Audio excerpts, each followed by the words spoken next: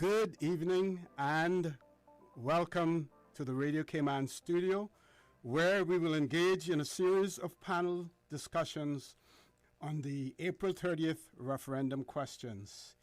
These discussions are aimed at helping you, the public and voters, better understand the referendum topics.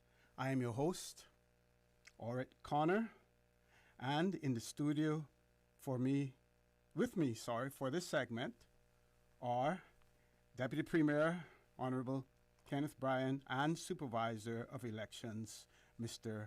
Wesley Howell. For those of you who are listening, and if you want to tell your friends and encourage them to listen in as well, so we are broadcasting live on Radio Cayman, of course, 89.9 FM. Also, CIG TV, cable, plus YouTube. And, of course, there is on YouTube, you can follow us live, or there is also a replay that you can. And like I said earlier, we are in the Radio Cayman studio. Just to enlighten you before I have my two panelists engage in the conversation, to remind you of the referendum questions in relation to cannabis decriminalisation. The question is, do you support the decriminalisation of the consumption and possession of small amounts of cannabis? On the cruise berthing infrastructure, question is, should the Cayman Islands develop cruise berthing infrastructure? And the third, in relation to a national lottery, do you support the introduction of a national lottery in the Cayman Islands? Let's do that one over. Do you support the introduction of a national lottery in the islands as well? So, like I said earlier, we have in the studio with us Deputy Premier, the Honorable Kenneth Bryan, and Supervisor of Elections, Mr. Wesley Howell. So we're going to talk about the fact that this is a government-initiated referendum, and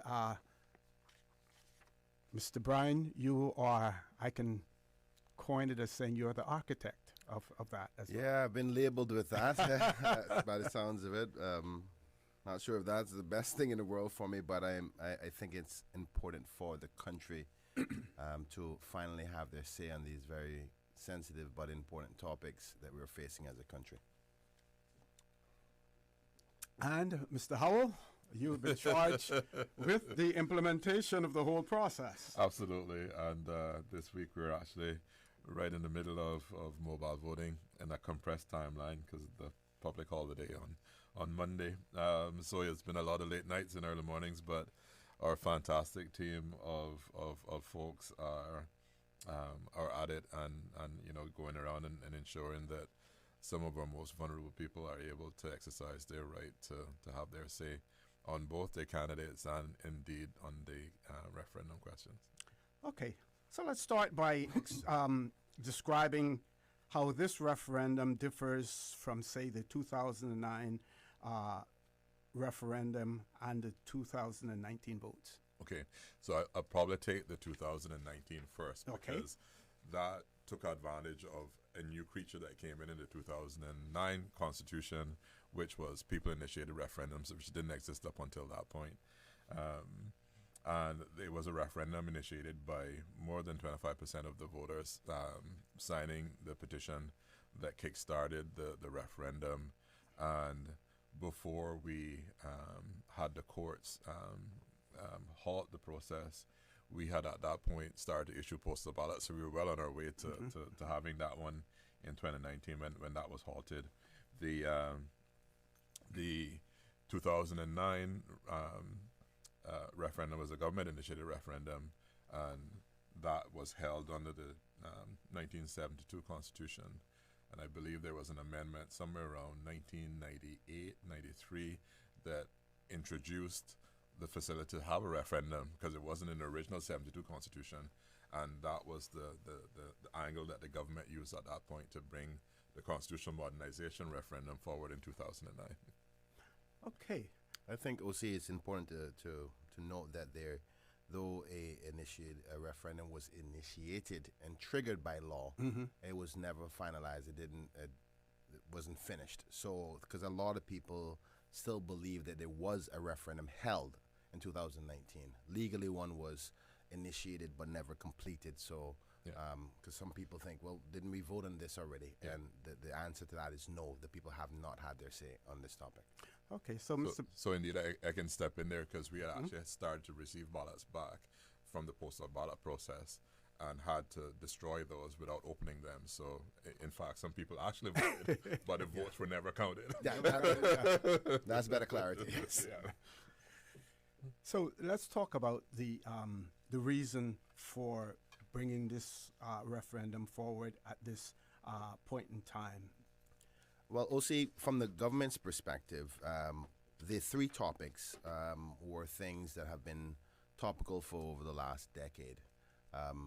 As we know, you heard about the referendum in 2019 was initiated but not completed, was on the cruise berthing element. And this is a way where the problem on cruise and its direction as an industry is still up for question in respect to infrastructure. So we still need to hear the people's viewpoint on that because it's timely. We saw the downturn in the numbers from 2019 of almost 2 million passengers to now just over 1 million. It's almost a 50% decline, which will have drastic effects on the industry and those who work and benefit and live off of it. So that's the reason for that one. The one for the National Lottery was actually initiated by the Royal Commands Police Service that initiated the government to consider it. There was a lot of crime, and still is today, surrounding the illegal activity of local numbers being sold.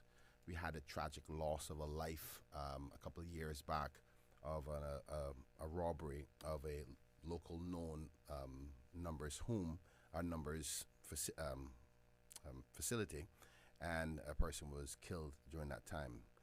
My hearts and prayers go out to the family.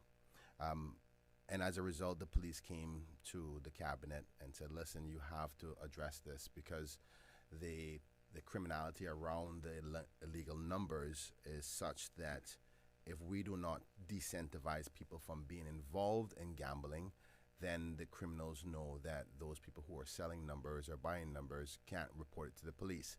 So that major criminality will continue to be around it. So this was actually more about crime reduction strategy than actually a national lottery. The national lottery component, if it's passed, is just the icing on the cake, where there's opportunity for revenue to go towards school, education, infrastructure, social development, or what have you, whatever the government decides if the people say yes. But the most important thing of why we brought it up was we were trying to stop the illegal behavior around it, which was becoming deadly. And the way the police had said to us was to increase the penalties as further deterrence from people being involved in it. But the elected arm paused that in Parliament and said, hold on, this has been almost common practice for so long. We don't know where the people are about this topic of numbers, whether they still think it should be illegal. I think the last time we've had changes to that legislation was in 1962, if my memory serves me well. And that's well over, what's that now, 60 odd years ago. So the thing is there's two ways to solve the criminality around the local numbers. Is you can regulate it and legalize it to allow it to have the same safety and protections of any other store, any other business, or you can increase the penalties as further deterrent. So let's ask the people first, are you still in the same place as you still think this should not happen for one reason or the other? And then decide. And if the people say no, then we have to take the directions from the police to say, okay, we're going to increase the penalties because we have to deter the negative criminality around illegal numbers. Okay, let's talk about the non-binding effect of this referendum as well, and let's explain to our listening and viewing audience, what a non-binding referendum means and what, if any, implication it may have for any future government, the results. Yes, well, non-binding is, as it says, non-binding, meaning there's no obligation on the government to do what the results say. Even more so right before an election, because it's this administration today that's initiating the referendum, but the results come in on another government. So ultimately, it is a guiding light for the next administration to see where the public's viewpoint is on a particular topic. And because there's no clear viewpoint based on public consultation on what the people feel about these three topics, hence the reason for the referendum. Obviously, it's not a people's initiated referendum where you're obligated to the outcome of it. So we will not be bound by it. But I think the politically and publicly is still meaningful, whereby I don't see an administration ignoring the people's will, because they are the representative of the majority, and that's how democracy works. So by law, if the results come back, yes, the government doesn't have to adhere to it. If it comes back, no, they don't have to adhere to it. But I think the results will definitely give them a good direction as to where the public feels on these topics. Okay. Mr. Supervisor, Mr. Howell, the voting process has already begun. And of course, no one other than the voter themselves know exactly how they have voted. But let's talk about the voting process, the ballot paper, the way that it is designed. We get questions, well, can I vote for the referendum only and not the candidates, and vice versa? Do I have to vote for all of the referendum questions as well? Explain that to our audience. Yeah, so the way that the referendum legislation and the modification of the election rules have been designed, each portion of the ballot paper is treated as its own contest, in that you can vote for one candidate or no candidates. You can vote yes or no for a referendum question of either of the three questions, or you can vote for none of the referendum questions, and each part of the ballot paper would be treated the same. So if you don't vote for a candidate, you're not spoiling your entire ballot paper. You would just effectively spoil the section that deals with candidates.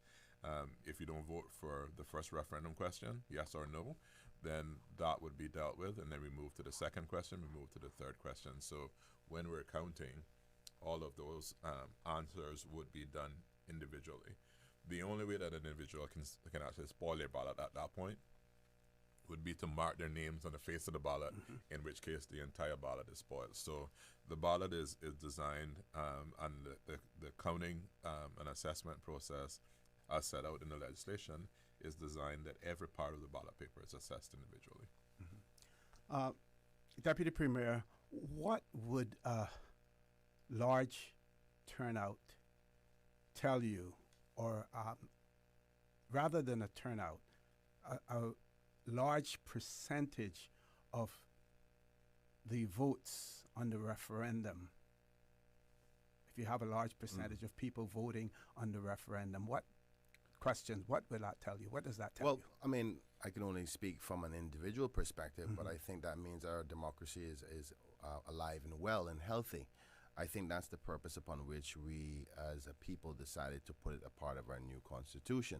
I think it's a tool that electors or politicians should use more often when there's not a clear-cut viewpoint.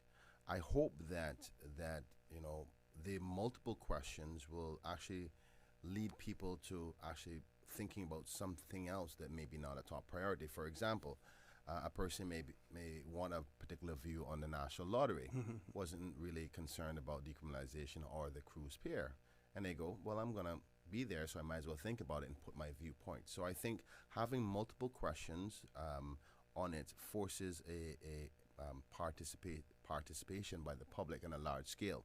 And I'm thinking with our average voter turnout is just over 80%, right, Wesley?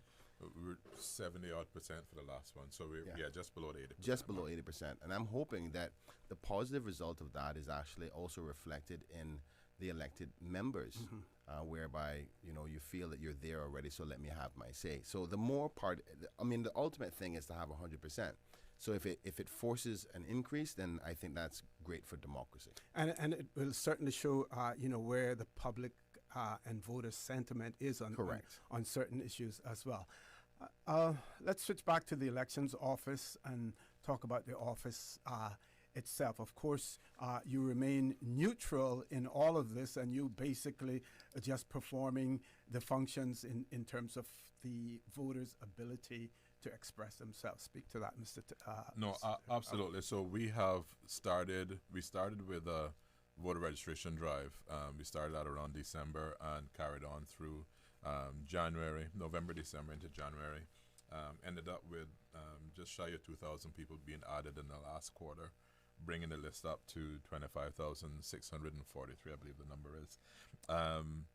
And that has also sort of transitioned into postals. So we have, as of Saturday after Good Friday, we issued a total of 1,036 postal ballots. So in 2021, we issued 582. So we're almost double. Yeah. As it relates to mobile, we've received approximately 1,500 mobile voting applications. In 2021, that was 719. So folks are voting. I mean, I don't see any sign of voter apathy as it relates to these kind of numbers. So we are seeing really good turnout. So that the messaging about the importance of a vote has been getting out, and people have been expressing their interest to do so. How do we assure voters, because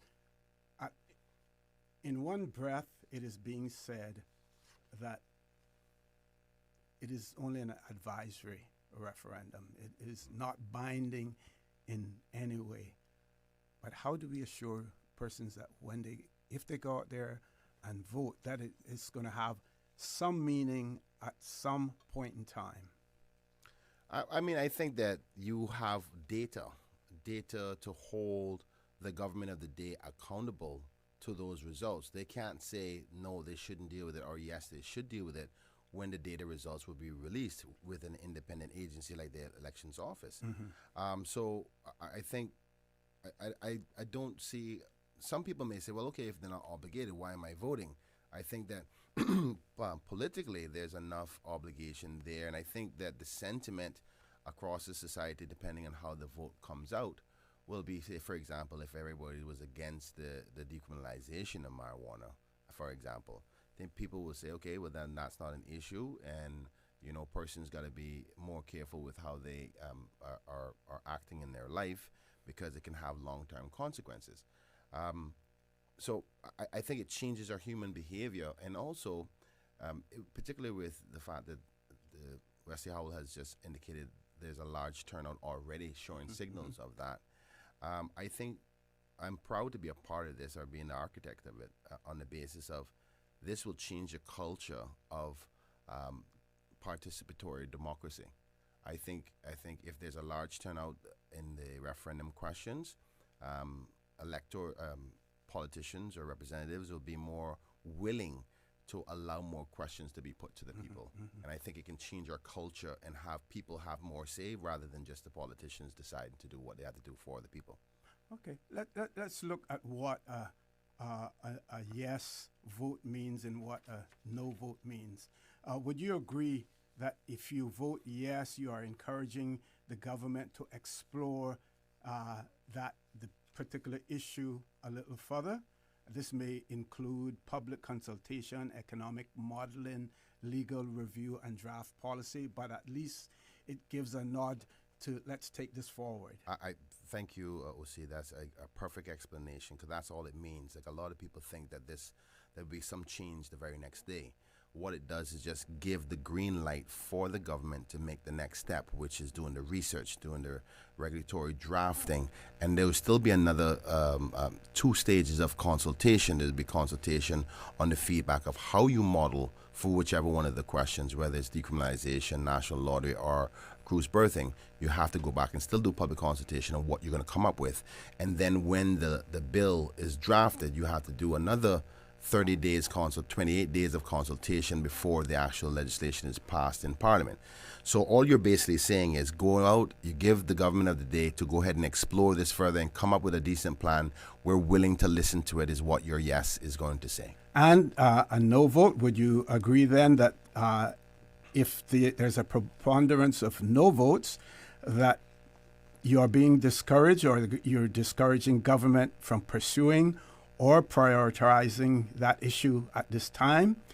Of course, the issue may be paused or taken off the policy agenda, depending, on the outcome. And we're still not sure whether or not any of these are going to be on the policy agenda, because we don't know what the government will look like after the 30th of April. So the truth be told, it can be a large turnout against or for something, and the government may still say that's not our priority and we're not going to do anything about it. But naturally, I think a large no on any one of the topics, most likely the government of the day will just say, listen, that's not a priority for us, and let's move forward. I must say, though, that I think that in some cases, a no vote does trigger another action. For example, with the national lottery, if there's a significant no, a clear indication that we do not want a national lottery, I think it'd be hard fast for a government to not increase the penalties around gambling now, because the penalties for a local ticket is so cheap that it doesn't deter anybody. It doesn't have the deterrent effect that policing and legislation and penalties would normally do. So people are not worried about severe penalties or going to prison, because if you get caught with a ticket, you get paid $40. So it would be hard now not to justify that the advice from the police and security has said, please, if you are not going to legalize this, you have to increase the penalties, because you're encouraging a lot of criminality around this area. Okay, Deputy Premier, we know that you're going to be here for the second segment. Mr. Howell is going to be leaving us at the end of this segment, and this is really about the referendum process itself. I want to give him an opportunity for some closing comments. Then we're going to go to a commercial break, and then we will start segment 2, which is about national lottery. Mr. Howell. No, Osi, thank you very much for that. And again, thanks to your listening and viewing audience. We have done some mailbox inserts that cover polling locations, talks a little bit about how to mark for the referendum questions, how to mark for your candidates, the fact that you can mark for either or both.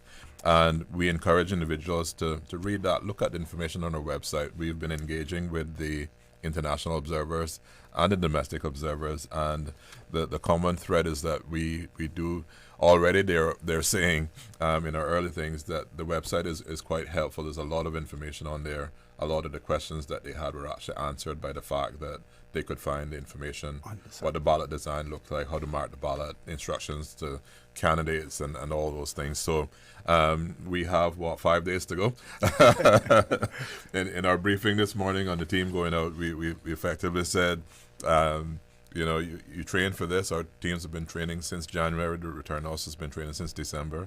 You know this. Go out and do your job. What I neglected to say was, this time next week it'll be over, because it'll be Thursday. Yes. So. I can't wait. Thank you very much, folks. That ends this segment of the discussion in relation to the referendum and the voting process. When we return, we will be having a discussion on the question relating to a national lottery. In the studio with us will be the Honorable Kenneth Bryan, Deputy Premier, and Pastor Alston Ebanks also will be. Alston Ebanks will also be in the studio with us. So please stay tuned. We will be back shortly. The Economics and Statistics Office is currently conducting the annual business surveys until June 13th. The surveys collect information to answer questions like, how did the economy perform in 2024? In 2024, how much did foreign companies invest in the Cayman Islands? The surveys include all relevant entities that produce goods and services in the Cayman Islands. The surveys are confidential under the Statistics Act and are exempt from the Freedom of Information Act. Your response matters. Do your part. Fill out and return.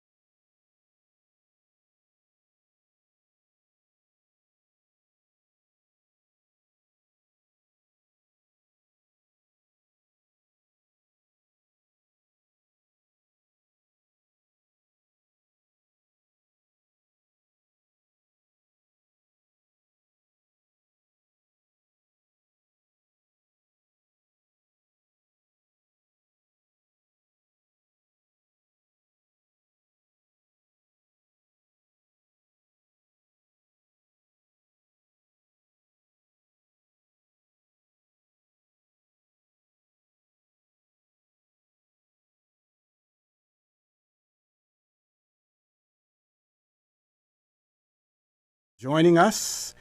I'd like to remind you that we are engaging in a series of panel discussions on the April 30th referendum question. We covered earlier with the Deputy Premier and the Supervisor of Elections the referendum process. We are now going into the first question, which relates to the question of gambling. And let me read exactly what the question says in relation to that. Do you support the introduction of a national lottery in the islands? So,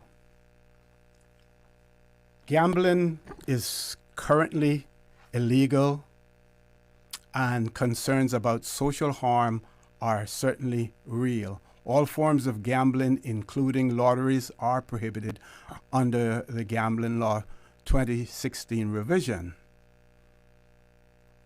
Let's first talk about and maybe highlight the moral and social risks of normalizing gambling in the Cayman Islands. So we're going to start with you, Pastor Al.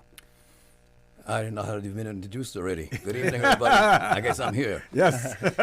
Well, thank you for mentioning that. I overheard in your previous session with Mr. Howell pointing out the fact that the police are sort of is the body that brought this forward because of their, I guess, concern. And the fact of the matter is that you have penalties that really aren't penalties. They're almost incentives, in a way, to so light. So when the question is like, why haven't we done something about the penalties before? But the point that you've raised, which is getting right down to the very root of it. What's the issue? What's the problem? Why wouldn't somebody support something that seems so, maybe even magnanimous, I guess you say? Certainly in terms of having the potential for increasing government revenues, that sort of thing. I think, let me state as a matter of principle for us to digest. It is not the government's job to incentivize risky behaviors for financial gain as a principle that covers a whole batch of stuff, right? It's not the government's job to incentivize risky behaviors for financial gain. And the government has the capacity to find out exactly how risky it is, more than the ordinary person on the street. So I make some general observations here. I'll make similar ones when it comes to dealing with the decriminalization or decriminalizing ganja. And that is that the issue of gambling cannot be treated as a neutral matter. It has to be seen as a matter that that has all kinds of issues surrounding it. Social issues, health issues, moral issues, and economic issues. And so we need to make sure that when we are talking about that we give people information. They will understand that this is not a neutral matter. It's not just something that, okay, you decide and we'll go ahead or not go ahead. Government, I think, in cases like this, and I think even the other one later on, I think there's a due diligence that needs to be provided to the electors, done by government, in terms of saying, okay, we're a modern society. We have access to all kinds of research. Let us do the research. And on the basis of the data from that research, you can decide, rather than people deciding in some sort of vacuum. Those who are already into gaming and gambling, they're going to say yes. Those who aren't sure might say yes if it appears to be something that they might just tamper with, and before they know it, they're hooked. But I think that's important. Research has shown, however, that gambling itself, whether it's a national lottery or not, levies a high cost on society. So I have a whole slew of facts. I won't be able to probably get through all of them. I'm not sure how much time we actually have on this, but this research is from the United States, it's from the UK, it's from other places in the world. Now, we have some, very well-known places like everybody's going to go to the United States. They know exactly which state to go to. They're going to get some gambling. Of course, New Jersey's up there now too, because New Jersey introduced it. Because prior to that, it was, it was a no-no. But I want to understand that there are economists that have cautioned, and here's the caution, that the cost of higher problem gambling rates could be roughly equal to a state's takings. You think, because there's so many hidden problems you can't even put your finger on, but they're saying that it implies a degree of economic gain that states think they have, maybe a mirage. That is something. As the Guardian paper published September the 5th last year mentions that, and it goes on to talk about gambling disorder, which is, of course, a legitimate condition, has developed into a public health issue. And one of the things that I think should concern us is that it is well known that the financial burden associated with gaming of all kinds of gambling, and it's interesting, it's sort of like George Orwell's Animal Farm. Or you start changing how you name things, and they sound more okay. So it's no longer gambling; it's gaming. It's not gaming. Gaming's a good word. And so, what did the pigs say? Sounds like lotteries and raffles. Yeah. What did the pigs say? Okay, all animals are equal. Just some are more equal than others. In this case, just playing with the words. But gaming or gambling, what do you want to call it, the reality is that it falls disproportionately on the poor. That's research. Wherever it happens, it falls disproportionately on the poor. Rich people don't need to gamble. Okay, I want to give the Deputy Premier an opportunity to respond, and you may want to start by, again, laying out your reasons for introducing this referendum question. Thank you, OC, and I first want to say thank you so much, Pastor Al, for joining us. It's always good to have the opposite viewpoint in respect to these. Two former people from the press. Yeah. The government's intention for this, as I said before in our previous opening, was to reduce criminality around, unfortunately, a common accepted, unfortunately, local numbers black market. And based on the last decade, you've seen an increase of severe crime around this local black market of local numbers. So the police advised us that in order for us to do something about that, you have to have a further deterrent by increasing the penalties. And there was a bill brought to Parliament by the then Premier, Wayne Panton, to increase the penalties. But those the legislation, the members of Parliament all agreed together, including Wayne Panton, to pull that piece of legislation and ask the people first whether they still want it to continue to be illegal. Because there's two ways to solve this. One, by just increasing penalties and policing it harder. But the thinking was, do we think we should ask the people first? And I heard Pastor Al suggest that the government shouldn't be in the business of allowing risky behavior for financial gain, for financial gaming. But I also do believe the government should also be in the business of allowing the people their democratic right to choose. That's the job of a representative. And particularly when it's not clear-cut, I think we should allow the people to have their say. Now, we will have viewpoints on the things that are legal today, like alcohol sales. There's a lot of problems that come along with that. There's a lot of problems that come along with a lot of things. But that's how democracy works, because the world isn't a perfect place. Naturally, the people can simply say no, but we will understand that now the people have said, no, we do not want a national lottery here, but we will increase the penalties. So know that the democracy and your peers have said no, so you cannot be upset about the increase in penalties. So it's not that we don't agree that we have to increase the penalties to deter people from an illegal activity, but also there is some level of hypocrisy and culture within our community. What I mean by that is, unfortunately, legislation was passed about 3 terms ago to the gambling law. And under the Cayman Islands, the gambling, by its definition in law, means to play any game, whether of skill or chance, for money or money's worth. Now, the local lotteries, which is illegal in Cayman, its definition includes any game, method, or device whereby money or money's worth is distributed or allotted in a manner depending upon or to be determined by a chance or lot, held, drawn, exercised, or managed, whether within the islands or in any other country or place outside the islands. Now, that's the illegal part. And the key part there is chance, again, by chance. And we notice that this word chance is popping up every time. But something that we have legal in the Cayman Islands, we all know about it because it's for good non-profit organizations, is the word raffle.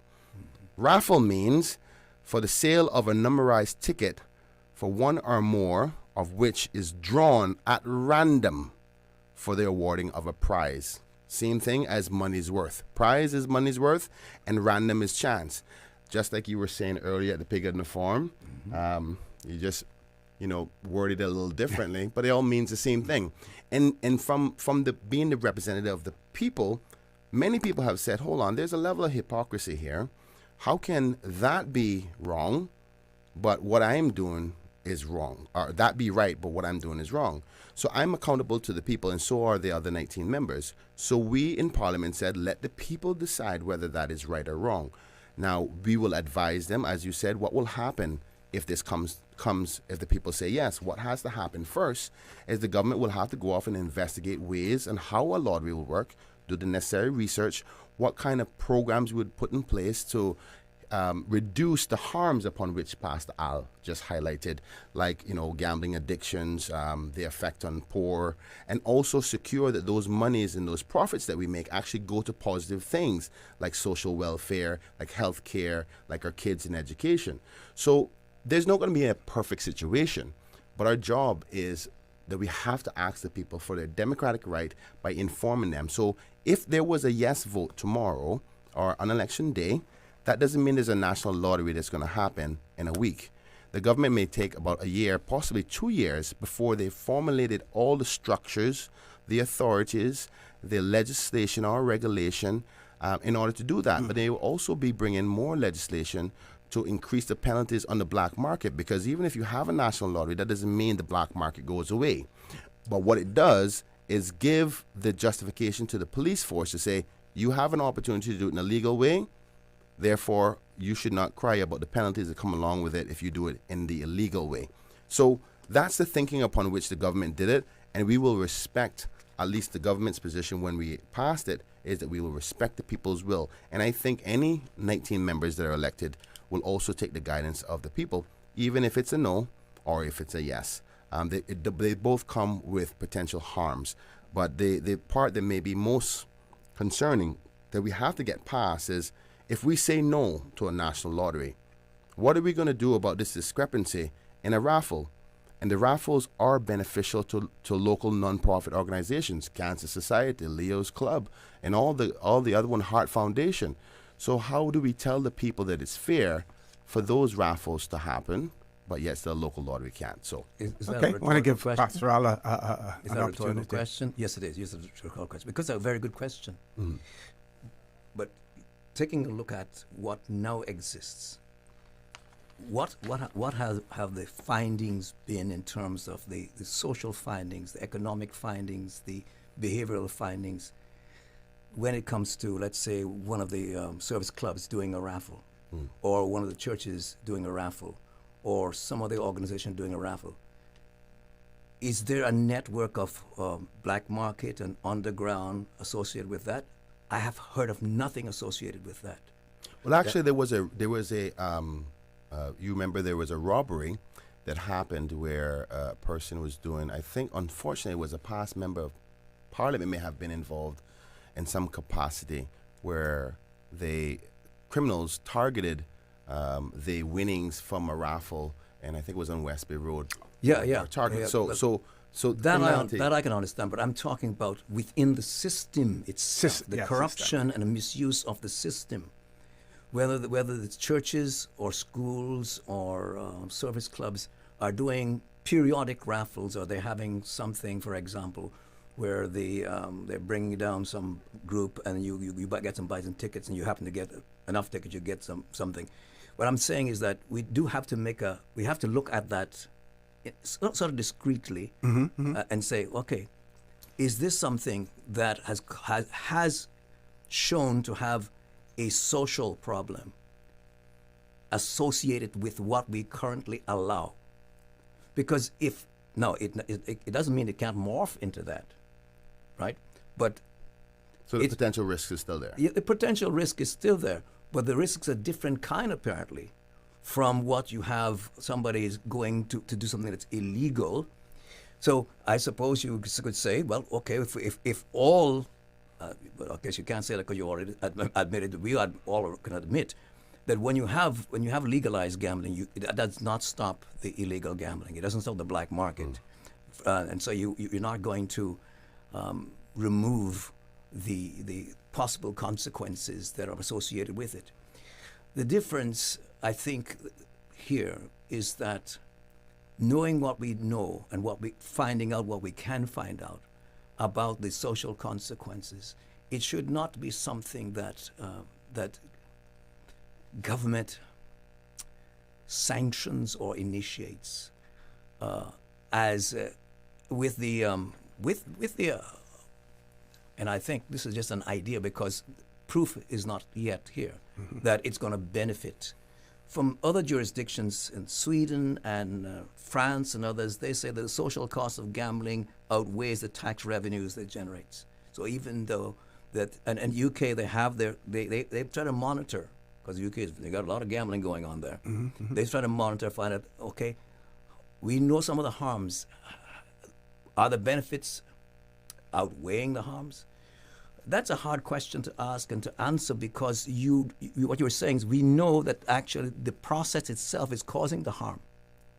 We are behind the harm. Now we're trying to say how little harm is there being caused by something that we have allowed or that we promote.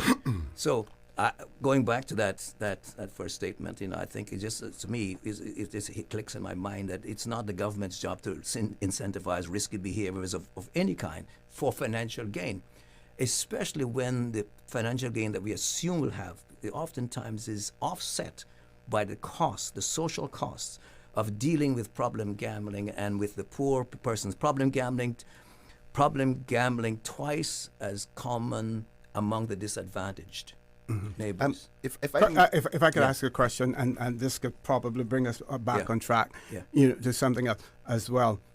The question would be, is the government's intention is for financial gain, or if it is to curb the illegality of gambling as well as the negative consequences that may spin off from that? Because we have heard people say, well, I support it as long as the proceeds are put to good use, for instance, education or other things. So is the government's intention to monetize this whole process for gain for the public purse? Of course. We wouldn't, when I say we, I think the discussion at the time by all members was the potential opportunity for revenues for core government, for benefit, for purpose things.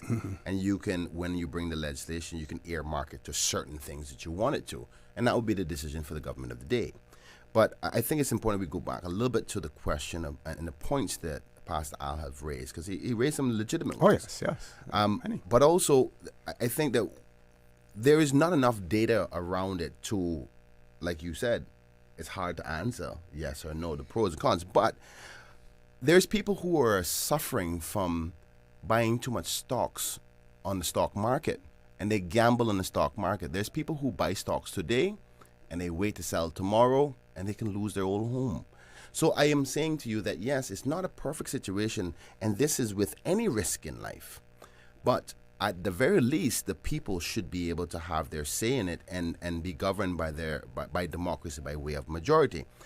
Because we had, unfortunately, I think you would agree with me here, Pastor Al, we've allowed it to be so blasé for so long. It's become cultural norm. I know that when you grew up and when my grandparents grew up, that was a no-no. So now that it's become we did have it in our, we knew there were certain families in certain places that some people went to gamble. Yeah, I mean, you know, but to the extent that we have it now, certainly not. No, definitely right about that. I agree. You're absolutely right about that. Well, but the other part to it, I mean, I think they were saying that we got to get control of it regardless, one way or the other, because there's so much money leaving out of our economy in our country through this black market that is not being controlled by predominantly Caymanian. That's the data that we were being provided. But also, if we don't get a handle on this, it's exposing our financial services industry, because it's technically money laundering with these behaviors, because they can't take it to the bank. If we were to legalize it, at the very least, we'll reduce the risk to money laundering and what it can do to our local financial services brand that we obviously heavily depend on. So there are other pros that come along with it, but I do agree with you that there are some ills that would come along with any risky kind of behavior. But that's why governments put in programs to monitor counseling services, care services, protections. Just like you say, you can't, a bartender is not allowed to sell more alcohol if they see the person intoxicated. So you put things in place. And many places, just like the UK, our motherland, have put in these programs in place to reduce the risk. Personally, I think that obviously there will always be harm, and we'll always be mindful of that. But if the people are of the view that they're fine with those harms, our job is to, at the very least, mitigate those as minimal as possible, and then allow the benefits to go to social good. Okay, I'm going to have Pastor Al have the last say on this segment, because we're going to soon be switching to another. I'm trying to extend this. We're given 20 minutes, but 20 minutes really isn't enough for us to converse. So I'm stretching it a little further. I think it was one of the most serious things is that gambling has the distinction of being the addiction with the highest suicide rate. That's a fact. Yeah. We have something called gambling disorder, and the high suicide rate of any disorder is among people who are gamblers. 6 times more likely to commit suicide. So this, I mean, for example, we know Nevada. I haven't gone there recently. In fact, I can't remember if I ever drove through it. Do I have to go through that to get to Texas? I don't remember. I've been to Texas. But gambling cases of suicide, gambling-related cases of suicide in Nevada really is approximately 9 times greater than the overall U.S. sample of suicide, right? 4% versus 44%. So you can't just ignore that and say, well, that's coincidence. And then it's because of a concentrated area as well. Right. I mean, if we were to spread the gambling houses across the whole United States, then it wouldn't that number wouldn't be as high. Right. But again, it's significant that you have that much. And then, of course, there have been some other related. To me, this idea here, as a very troubling statistic, estimated 19.2% of those struggling with gambling problems commit suicide. And the reason that people commit suicide, I mean, the sociologists will tell you there's all sorts of things. The person has gone bankrupt. The person has actually spent all the money. They can't tell their spouse. The person has put themselves in such a position that if they don't take their own life, somebody else is going to take their life. All sorts of things that are associated with it. So, I mean, they pointed out that in New Jersey, for example, that since New Jersey betting was legalized there in 2018, that calls to their 800 gambler problem helpline increased by 277%. That's since 2018 to 2024. So that's a public health crisis. And the California Council of Problem Gambling says the average problem gambler negatively affects 7 people with whom they have close ties. So, the data is there, the information is there. And again, trying to solve a problem and then create a problem is not a good thing. We also know and this applies when we talk about legalizing marijuana later on. You also know that when you legalize or legitimize somehow a behavior, people who never did it before are you remove some of the cautions, and people who were never done it, now they get into it, and of course they don't know what their propensity is going to be, whether they're going to be addicts or not. So the National Council for Problem Gambling, which is in the United States, when they include everything, job losses, crime, and all that sort of thing, they say that the cost amounts to like $14 billion in America. That's the cost of gambling as a problem gambling. Problem gambling, you say. That has to do with all sorts of things. People lost homes, they lost their savings, they lost their relationships, they're forced to initiate bankruptcy, and on and on and on. And because people recognize as a problem. They recognize as a problem, and they're trying to quantify this. And of course, it's great for the sociologists. People are making their PhDs all the time because they have the data right there. Yeah. What about the observation that is also made, Deputy Premier, that at this point in time, where the problem mainly lies is those persons who know where to go to gamble, to buy numbers, right? And if it is legalized, then there are persons who would be hesitant in the first instance to go because they don't know, I go to this, I should go to this barber shop, I should go to this hairdressing place or whatever. But now that we have legalized it, then you get a flood. You get more persons who may never had an interest in gambling doing so. Does that increase the problem for the Cayman Islands I think or that's lessen what it? Pastor Al was alluding to. Yeah. And I have to agree with that point. I can't agree with the point made about the high suicide rate in Nevada, because that's based on a concentrated formula. Let me explain. My point is that if you have an island with 10 dive shops, and for every 10 dive shops you may have one diving death per year based on the risk level, but then you come to a beautiful country like the Cayman Islands, we have 100 dive shops, naturally our death rate will be 10 per year. And it's the same concept with Nevada. Nevada has a high suicide rate because Nevada has the most casinos in the whole world in one location. So I don't think that's that. I mean, we're trying to present facts and information to lead one way or the other. Yeah, and I didn't want to interrupt you, but my point was I stressed Nevada, but the statement concerning that gambling has the distinction of being the addiction with the highest suicide rate was not limited to Nevada. That's an overall perspective. Correct. So I would accept that too. Yeah. But you're right. By allowing it, there's a propensity for people to be willing to try because it's not illegal. So I can't say there wouldn't be an increase. I can say that it would be not illegal and people will not be criminalized for it. But also there is, the same can be said, particularly when you're using the reference for marijuana, about alcohol. It is legal, and I guess before it became legal, the theory was that if you turned it legal, more kids or more people would try it. But we have alcohol legal today. So my point is it's for the people to decide, and we will respect whichever way they go, for or against.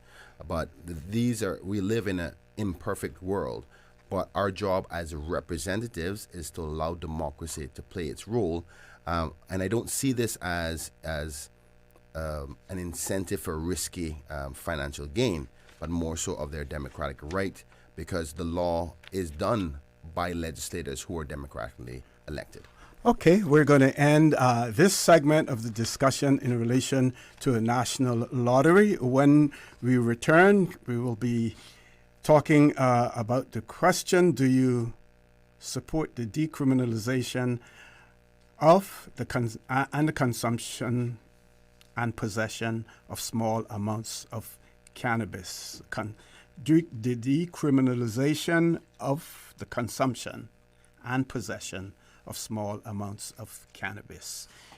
That discussion will take place with the Honorable Kenneth Bryan, along with Ms. Kimberly Fabrice. Again, Pastor Alson will be with us, and Mr. Ori Marin as well. Please stay tuned. We will be back shortly. The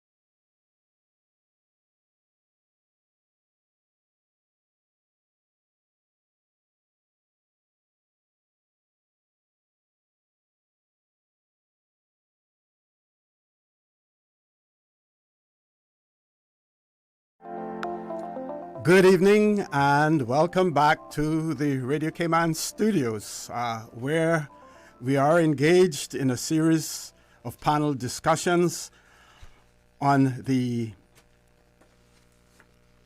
referendum questions that are on the April 30th general elections ballot paper, the referendum questions themselves. Just to remind you again that these discussions are aimed to help you, the public, and the voters better understand the referendum topics. For this segment, which we'll be discussing, and I'm going to get it right this time, do you support the decriminalization of the consumption and possession of small amounts of cannabis? In the studio, of course, remaining with us, the Honorable Kenneth Bryan, Deputy Premier. Also joining us now, Ms. Kimberly Fabrice. I hope I'm pronouncing that right. Pastor Alson Ebanks is also with us. And joining us now as well, Mr. Ori Marin. I should say good evening and welcome. Missed that out for Pastor Al, but yeah. Thank you. To both of you as well. Okay, Minister, you want to kick this off? Well, first off, I want to say thank you so much to the panelists. This discussion is to help us get as much information as possible to the public. And I think we have two individuals who are maybe against, if I'm not sure, and then some for. I'm going to speak to the position from a government perspective and why we decided to bring this. The government have over time seen that there's a large amount of Caymanians who are being negatively affected by a criminal record for possession of small amounts of marijuana. And I want to make sure it's clear that the government's position wasn't about persons who were directly heavily involved in marijuana importation or marijuana supply, but merely for what you would call pleasure opportunities. And we saw that with the difficulties that Caymanians face in today's day already, from employment opportunities, from opportunities to leave the Cayman Islands due to visa restrictions, and the urgent care in some cases for persons based on the United States and other jurisdictions requests and restrictions, we thought that small amounts of marijuana possession would have been something that would be considered a misdemeanor. And just as a way of a example, I have today with me, I brought just for reference and everybody can have a look at it. There's a young man today in his early 20s who can't go to school. I just had to deal with it throughout the election, where he was caught speeding more than 5 knots within a 200 yards from the shoreline on his jet ski. He was going 9 knots. And he now has a criminal record for going 9 knots within the 200 yards. This is what we're doing to our young people. So God forbid, he's already applied for his visa. And his visa, on the request for the U.S. visa, it says, have you ever been convicted of a crime? This we have done and turned it into a crime for going too fast in the 200 yards on a jet ski.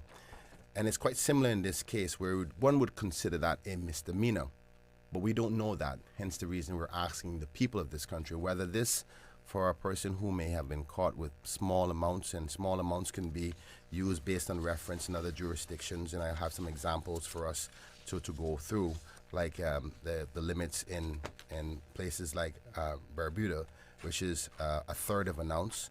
Antigua is a third of an ounce. In Belize is a third of an ounce. In Barbados is a half an ounce. In places like Jamaica is like almost 2 ounces. So you get to see that these places do not criminalize their people for small amounts of cannabis use. But obviously we know that there is a lot of other negatives that come along, and I want to welcome those so the public can hear. But the thinking from the government is not about promotion of marijuana consumption. But we think that the penalties that for the rehabilitation process, for every crime, you are punished, you are penalized in some way, and you get a record, and that record eventually comes to an end, and that's the end of your punishment. Not, unfortunately for Caymanians, it's not the end because of the restrictions of coming outside of the Cayman Islands, and particularly when it comes to visa opportunities, whereby you can't just wait for your record to be expunged anymore, because you're now obligated to say, regardless if it's clean or not, have you ever been convicted? And you have to tell the truth. If you're caught lying, you'll never get a visa again.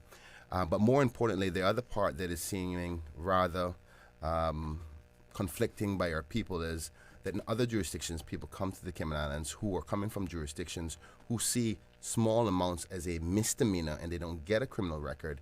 They're allowed to come here to the Cayman Islands and work because they have a clean police record and it's not considered as a factor.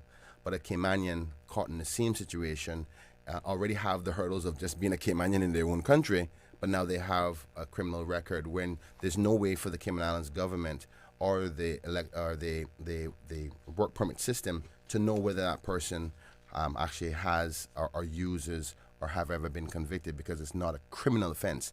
And I want to make sure for the listening audience, there's a difference between something that is criminal and something illegal. We're continuing to promote that consumption of marijuana and possession of marijuana, no matter what size, will continue to be illegal. What we're saying is we don't want it to no longer be criminal. For example, if you drive your car and you speed past the speed limit, that is illegal, but it's not criminal. You get a traffic record, not a criminal record.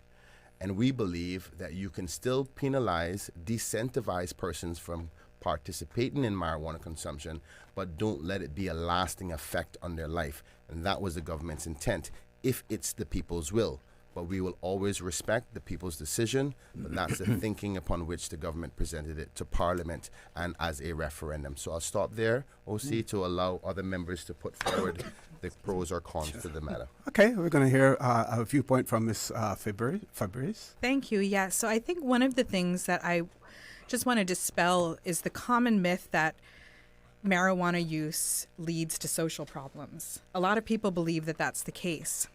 And the research shows that that's just not true. It's actually, in many cases, the other way around, that social problems exist, and that leads people to cope with substances, whether it's marijuana or alcohol or even tobacco and nicotine.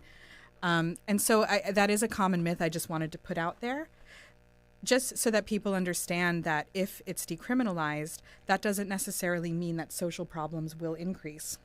In fact, there's research that shows that when we remove the stigma of criminalization and people aren't marginalized by that and discriminated against because of the criminality associated with it, that they're actually more likely to seek treatment. And I was thinking about that when I was hearing Pastor Al talking about the gambling hotline blowing up when it became legal, and I thought maybe that's because they're not stigmatized against seeking help. I mean, I don't know, but that's what the research suggests, that when we remove that marginalization of people having a criminal record, it creates pathways for people to seek treatment, and opportunities also for education. So as you said, we're not talking about making it legal, right? So that's a completely different ball of wax. Legalization comes with a lot of social risks and but that's not what this is about. If we're talking about decriminalization, the main thing that it's going to do is remove the stigma of people having a criminal record, which comes with a lot of benefits, right? They won't be marginalized by their community, by the workplace, by their families. They will hopefully feel more comfortable accessing treatment. And then we can focus on the actual social problems that exist that lead to addiction and substance use in the first place. Okay, Mr. Marin, I'd like to hear from you as well. And I want to point out that you and Dr. Lockhart have published, presented to the media a public consultation input on the cannabis decriminalization in the Cayman Islands, and you have pointed out in that both of you have made this submission on a personalized basis, not on a professional basis as well. But let's hear from you. Thank you, Mr. Connor. And I just had a look on the news channel. I see Cayman News Service has published it. We also circulated it to the news service. Great, so great. Thank you very much, and appreciate everybody's input. I'd just like to say that this is about decriminalization. From my perspective, from an attorney's perspective, is all about social justice, in avoiding social injustice. The important thing here is that we have 3 United Nations drug conventions, 2 that particularly apply here. The unique thing is that the Cayman Islands have a lot of flexibility, and in relation to possession and consumption of small amounts of cannabis, it's no issue whatsoever. We can navigate it, and we also are able to use constitutional principles, particularly human rights. One of the things that I find most interesting in this regard is the perspective of the former Commissioner of Police, who as far back as 2015 has advocated decriminalizing cannabis because it's clogging up the system and getting in the way of tackling serious offenses. Also, just to add to the other panelists, noting that in previous jurisdictions who have decriminalized cannabis, one of the things that they have found is the use has gone down. It has not increased. There's a curiosity peak at first, and then it flatlines and goes down most of the time. One of the most important things that I would say from a social justice standpoint is that to criminalize someone, as we were alluding to earlier, for use of a personal substance where there's no violence, they're not hurting anyone, there's just a stigma on themselves. I know of situations where individuals are not able to travel for health-related purposes to seek treatment. They're not able to go to school. They're not able to get an education and not able to go to trade schools. Caymanians are suffering from this right now. Some from just being caught with one spliff in a non-violent scenario. So this is something that we need to really focus on from a social justice standpoint, and it's something that our Constitution justifies. I'd also go as far to say is that if Parliament does not act, I think it's very likely that you will see a judgment, landmark judgment, coming down the pipeline, that the courts and the legal profession will bring access to justice, and the courts will administer justice. So if Parliament doesn't act, the judicial arm of government's very likely to act in due course. Mm-hmm. And you have pointed out, both of you, that you would vote yes in the referendum. Absolutely. So at first it was quite surprising to me when I got a bit into understanding a little bit of the research into it. after doing enough research, it is, in my mind, without doubt, the best route to take. And I also say this as a Christian as well, too, that I'm morally comfortable with this. I'm also morally comfortable with the use of medical cannabis, but in no way, shape, or form are we condoning the use of illegal substances. What we are talking about is legislative policy change for the better. Okay, Pastor Alson, I've left you for the last, and I'm reminded that we should call you Pastor Alson rather than Pastor Al. As well. So I'll remind all of our panelists of that. I'm guilty of it as well. But I deliberately left you, for the last on this one. I want to start this at the back end of what I was going to be saying anyway, and that is this: that I think if the primary motive for the introduction of decriminalization of consumption of small amounts, whatever that is, of ganja into law, is a compassionate concern over the legal repercussions to young persons' future opportunities, I am with everybody on that. I would suggest that we understand that. We understand that the human brain is not fully developed until somewhere around, I would say for women, for girls, probably 25, for guys, probably 30. But medically, the frontal lobe and the part of our brain that deals with consequential thinking, it doesn't develop until we're in our mid-20s, which means young people make all sorts of bad choices, stupid choices. Now, my understanding right now is that the courts already take that into consideration, and the courts exercise what I would consider to be subjective discretion, because it's not discretion given by Parliament. But I think one solution would be for Parliament to simply empower the courts to exercise more than these instances of subjective discretion by giving some very clear guidelines, some parameters very specific to dealing with especially underage persons. Because you could have a scenario, for example, of a young person that starts very early, and we know from the research that there is no such thing as using cannabis without it affecting the brain. It's for young persons. We don't know all the consequences because it depends on each individual. I have two relatives, two cousins that are dead because of cannabis use, ganja.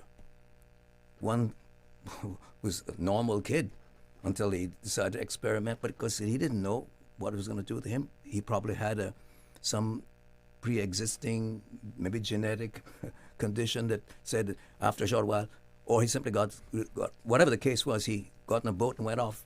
We never seen him again.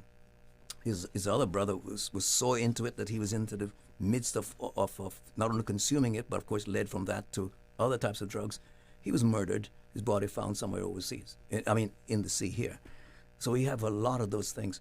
I'm saying we need to be able to look at our younger persons and realize that the children and youth, they are unique. They're still unique because their consequential thinking has not yet developed. And so the Parliament could empower the courts to do something.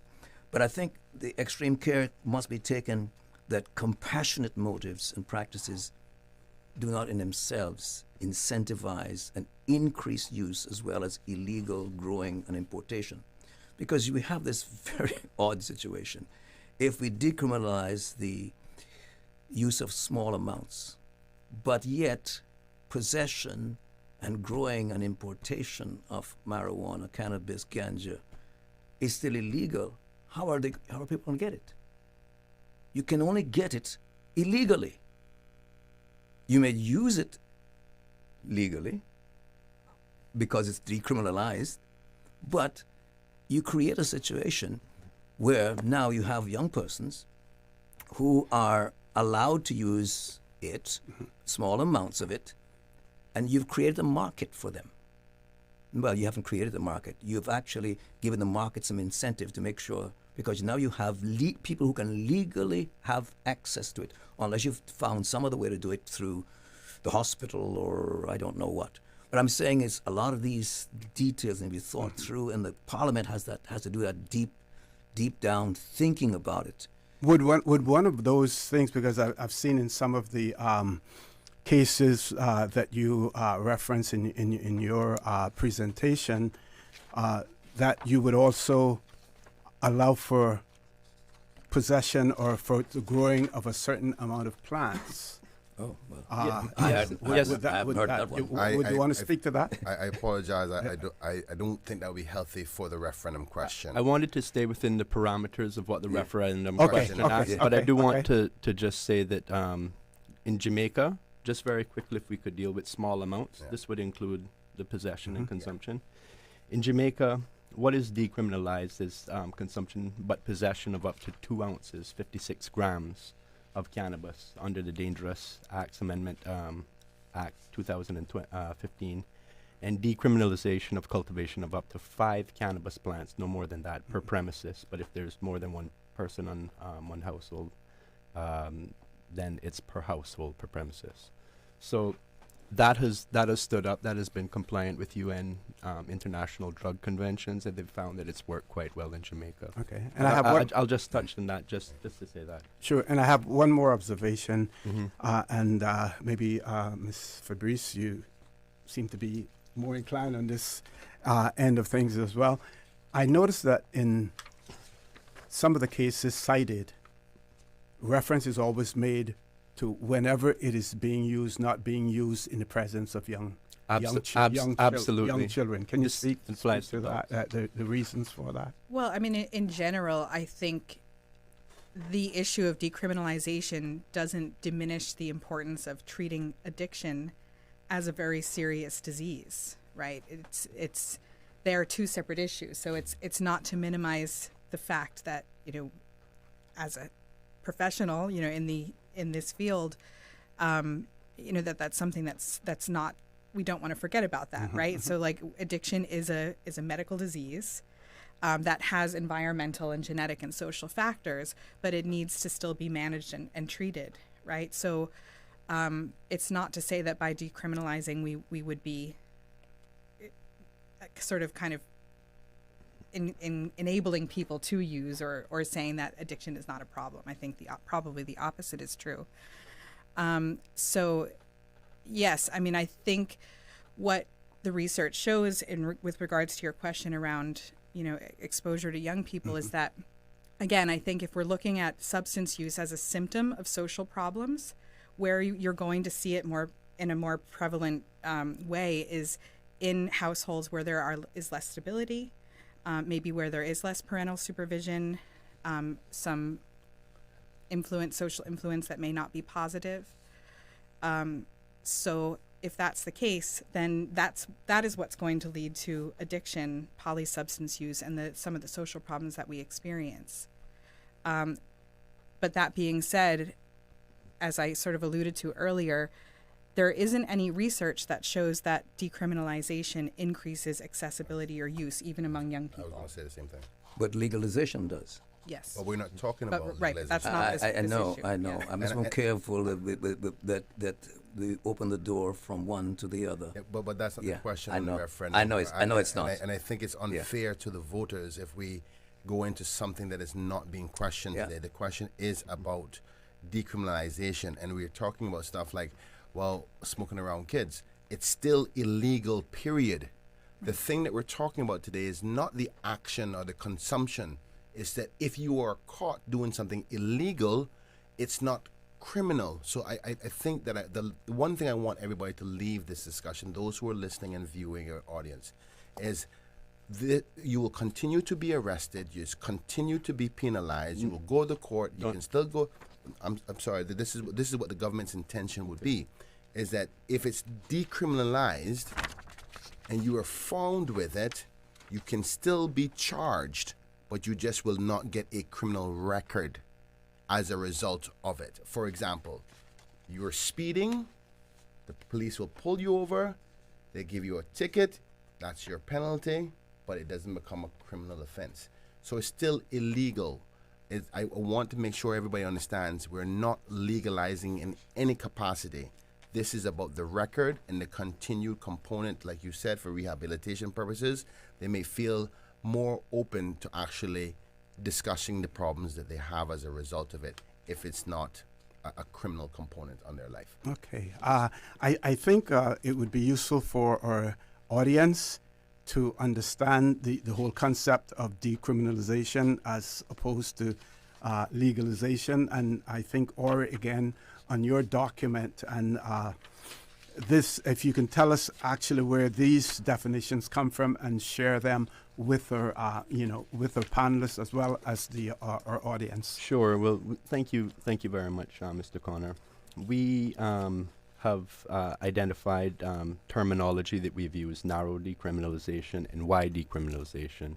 I'm going to focus on narrow because that's in line with the referendum. Narrow decriminalization in this document means offenses of consumption and possession of small amounts of cannabis for personal, not commercial use is reclassified from criminal to non-criminal. And that was actually taken from United Nations documentation on the subject. Pretty straightforward. Right, exactly. But what I would like to point out is that instead of getting a criminal penalty, what we are advocating is in line with the United Nations Drug Convention that allow for alternative measures such as treatment after care, education, rehabilitation, and social integration in conformity with the United Nations Drug Convention, Article 38. And Mr. Connor, I think Pastor Allison spoke to that. Alison, sorry, I apologize. Yeah, worry. We all get it wrong at times. This time of night, and it works. I think that he alluded to the fact that the court system kind of has a similar situation now based on the discretion. Mm-hmm. In most cases, the judge will have the authority to say, I will not impose a record on you if you do certain programs upon which the convention speaks to. So all we're trying to do is actually formally make it a obligation for the courts to do exactly what they're already doing, and it's no longer subjective. We would call that you're saying decriminalization versus depenalization. Correct. Yeah. Correct. So again, I think it's important that the public understands, by no means, when this motion was passed in Parliament, the intention was ever about the promotion of consumption of it. We still believe we will do everything, support the police, support drug rehabilitation programs to prevent people from doing that. But God forbid that they do, we don't want it to ruin their lives. And there's one point that I also wanted to highlight, Mr. Connor, that Pastor Ebanks spoke about young people. This is not only affecting young people. And there's many mature people who are involved in this, unfortunately. Mm-hmm. Now, the other part is if we're thinking about the development, if the argument is that we're concerned about the development of the brain, there could be legislation to say, okay, then, after a certain age, where scientists have said this age bracket is about you should have a formal developed brain, then the argument was no longer strong after that age bracket. So I know we're categorizing it in younger people and older people, but I'm thinking this is not even about the consumption. Again, this is about whether you get caught with it, whether they should continue to penalize you forever. But there are some exceptions. Actually, there's a very good point that everyone's touched on with young people. Could I make one reference here? So at the Alex Panton Foundation's 8th annual symposium, Dr. Erica Lamb, who presented the mental health data from the Cayman Islands Student Drug Survey 2024 when discussing anxiety and depression, stated, and I'm just going to quote part of it, "The protective factor is quite interesting here, is the past use of marijuana. I'm not here to sell drugs, okay, but I think it's quite interesting that young people who use marijuana in the last year is a significant protective factor." What was quite shocking to me was to find that in some instances, actually young people's use of it was actually helpful, not hurtful, and that's under the age of 24. We're talking about people in the age range of grades 8 to 12 or 9 to 13. And just to say, the other thing in relation to young people, such as people with psychosis, they need to stay away from THC. However, it's been found even locally that medical use has helped with CBD, which is non-psychoactive, Correct. with young people. So it's helped stabilize some as well. But that's only anything that would be advocated from a licensed medical doctor who assesses them and prescribes that. I think one of the things we know then is that this research is continuing to go on because you have places like Canada and you have you have Colorado and some place on the West Coast. It's not only decriminalizing possession but also legalizing a lot of things, and they're finding a whole lot more information. A lot more data is coming concerning because we know that ganja, marijuana, whatever it is a psychotropic substance. It actually influences our brain, alters our mood, our perception, our consciousness, and our behavior. Otherwise, people wouldn't bother with it, right? They use it as, in a sense, as a medicine, in some sort, just like people use alcohol in a sense as a medicine. So ganja is a natural substance, and so we have people use that as an excuse. But no, listen, arsenic is a natural substance, so forget that one. But it's not. It's a natural substance, but it's not neutral. Ongoing medical research, especially now that you have places like Canada where young people and adults, because young people aren't supposed to get it, but they're getting it, can get it in gummies, and they can get it in drinks and all sorts of things. And they're finding an increase of the number of young people going to emergencies, having medical reasons to go to hospitals. I personally know of people, I've gone to the hospital here to meet young people who had eaten brownies that had been laced with some cannabis on a couple of occasions. They're thinking, well, they didn't know what was in it. Well, I don't know whether that's the case. What I'm saying is that you're talking about the research, and now they've gone back to look. And I think this is it's published in the JAMA Neurology recently. I think it was. They looked at 6 million people. This was in the April 14th edition. That's the Journal of American Medicine. Right. So, and they found that one of the things that the increased risk of dementia for persons who have been using cannabis. Now, they're using it for a longer time. Now, one of the things that people are looking at is, well, has the newer, I call edited versions. I grow plants. And so I realized that people have been working on trying to get more potency in some of these things. Has that made much difference? There's a lot more studies going on. Well, and they've 23% increased risk of dementia after 5 years compared to somebody who... Mr. Connor, is it possible you can source your data on that? Because that's a very strong medical point. Actually, there's medical data to show that cannabis use actually stops dementia. And it can't reverse it, but it stops it in its tracks, particularly Alzheimer's, which is the most publicized form of So I guess the scientists don't agree. Well, there's no question that there is a risk, that there's some level of risk when using any substances, right? Any substances. There's no question that there may be risk. So wouldn't it be a wonderful thing for the community to be able to redirect resources that are currently being used to criminalize it towards rehabilitation, towards treating the problems that lead to substance use? Absolutely. Mr. Connor, bearing in mind that the foundation of this discussion tonight is for the specific question. That's right. And the question is whether we should decriminalize small amounts of marijuana. It's not actually about the marijuana consumption. We continue to talk about the effects of it, why we shouldn't do it, the gummy bears, and all that. But I have to agree with you that this all really forms part and parcel of the whole thing for people to understand if they're going to get out there and vote on the referendum. And just for our audience, because Ms. Fabrice, some people are asking, who you are. So, I'd like you to tell them. So I'm a clinical supervisor with the Department of Counseling Services, and I've been at Caribbean Haven Residential Center for the past 10 years. So I'll age myself if I say how long I've been working as an addictions therapist. But yeah, suffice to say that I've been working with addictions for the greater part of my career. Okay, we're going to throw it over to you now, Mr. Brian. Deputy Premier. Thank you so much, Mr. Corner. I just want to continue to repeat. Again, this is about something that looks like this for the listening audience. It's about what you receive at the end of doing an illegal act, because it will continue to be illegal. The referendum is not about legalizing or promoting the consumption. It's about ensuring that if you are caught with small amounts, it doesn't penalize you as far as a criminal record. That's what we're talking about But today. that can't exist in isolation. I don't agree with you, sir. Yeah. Because we do have examples of it today.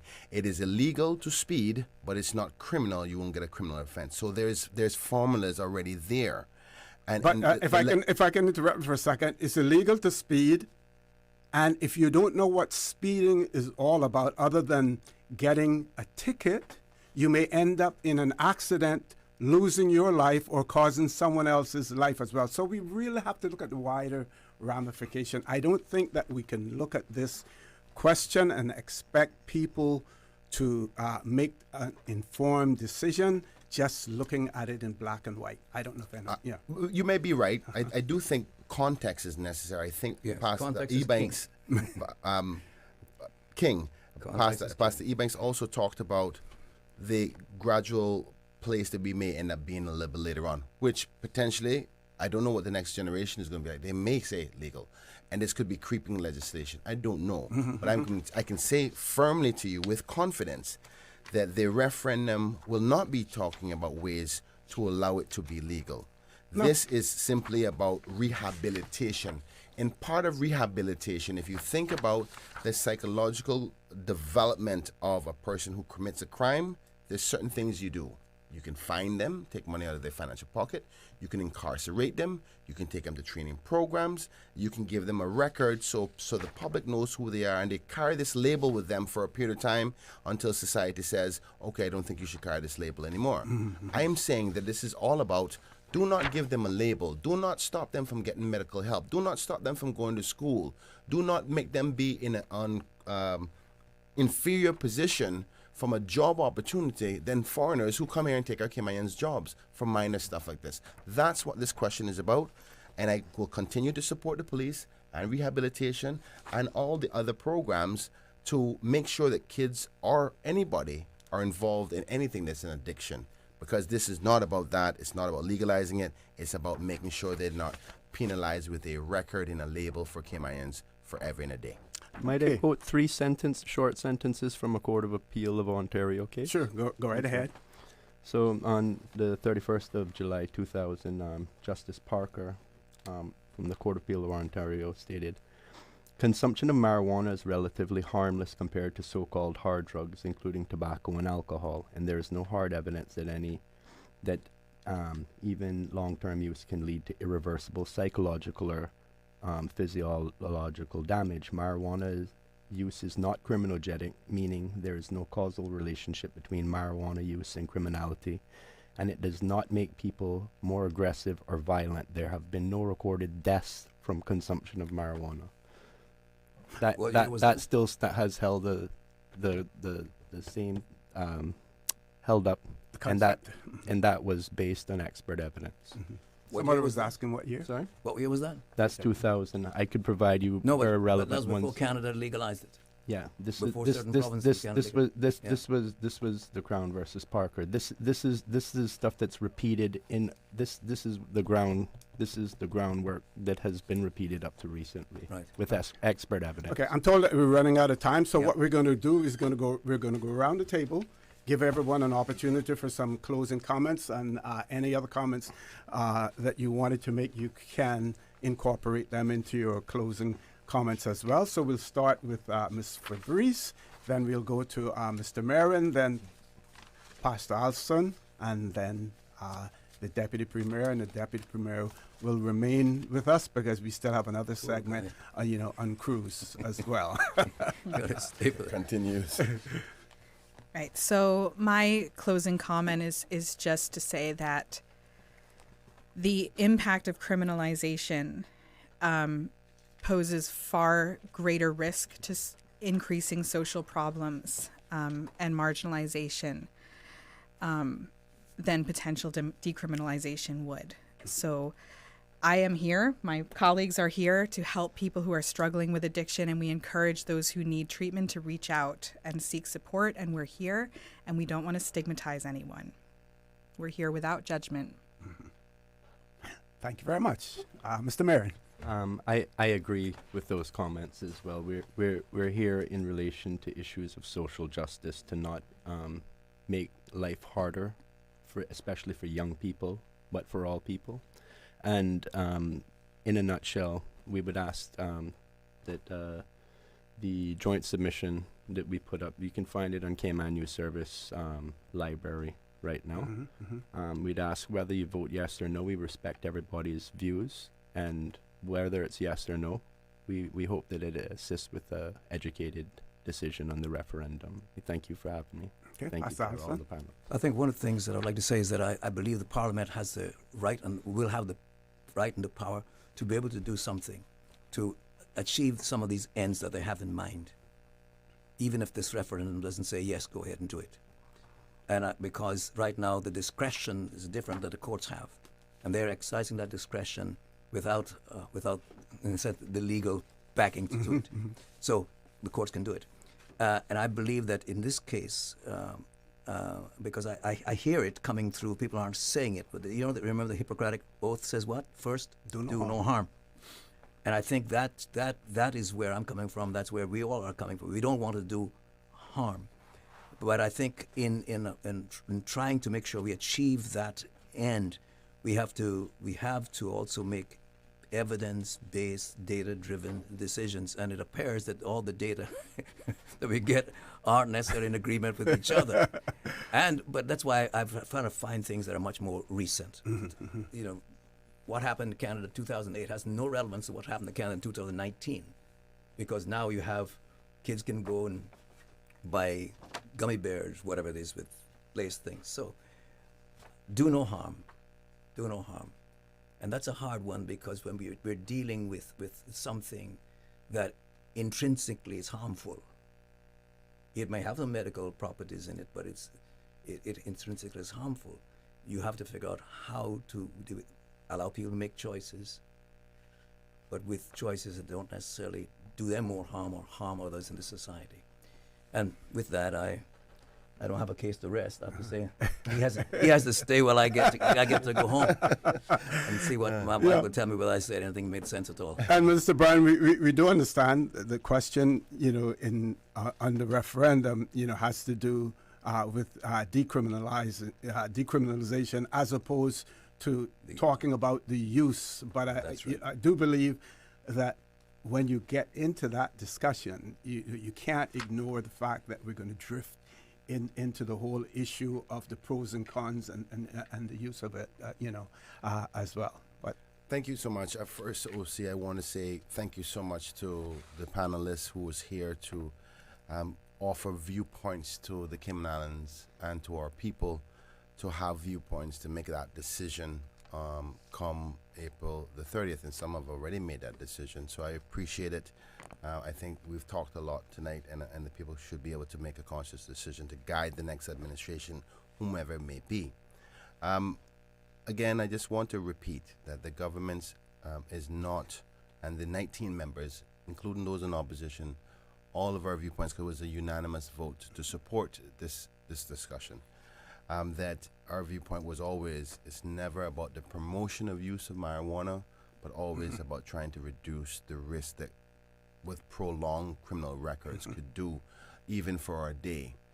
I think about somebody who needs life-saving services from a facility in Florida and can die on a bed because something as simple as a person smoked a marijuana cigarette when they were 19 years old, or a child who wants to go off to be a pilot that can't get services here in the Cayman Islands, but can never be that pilot because he now smoked a marijuana cigarette, or the Caymanian who is being disenfranchised because he has to compete against outside labor that comes here without a record because in their jurisdiction it's a misdemeanor, so we'll never see it, while the Caymanian, already dealing with so many other hurdles, have to compete with that.